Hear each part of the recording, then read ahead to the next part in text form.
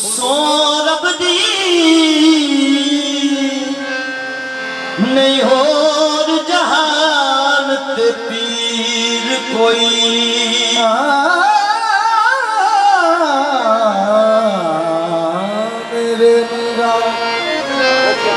मेरे मीरा दे शान गा सो रब दी नहीं होर जहान ते पीर कोई मेरे मीरा दी शान दा सो रब दी नहीं होर जहान ते पीर कोई जिमें बदल लाए मेरा गौस सोना मौला हुसैन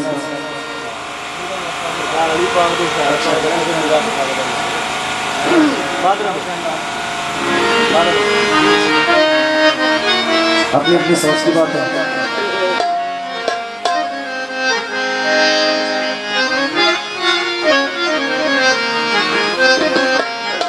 लेना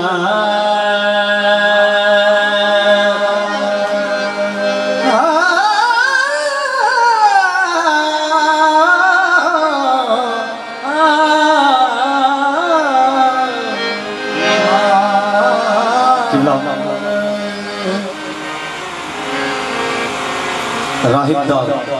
वाक़या सबने सुना हो कि राहिब मेरे पाक मोहम्मद मुस्तफ़ा के दरबार में हाजिर होया कि हाथ फड़ के आरज़ू की थी कि एक पुत्र का सवाल है। नबी करीम सल्लल्लाहु अलैहि वसल्लम ने लोहे करम तक नज़र मारी क्या क्या राहिब तेरी किस्मत में औलाद नहीं राहिब मायूस हो के मेरे पाक मोहम्मद मुस्तफ़ा की बारगाह में वापस आ रहा कि बचपन का सन ने नाम किए हुसैन इब्ने अली बचपन का सन ने फिर राहिब को रोंदिया वेख्या आख्या राहिब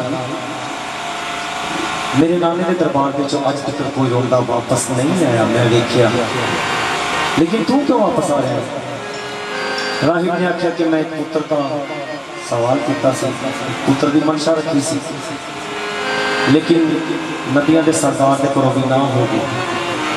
इमाम हुसैन अलैहिस्सलाम ने कोई गलबात नहीं की हाथ पड़िया के पाक मोहम्मद मुस्तफ़ा की बारगाह में हाजिर हो गए आख्या नाना जी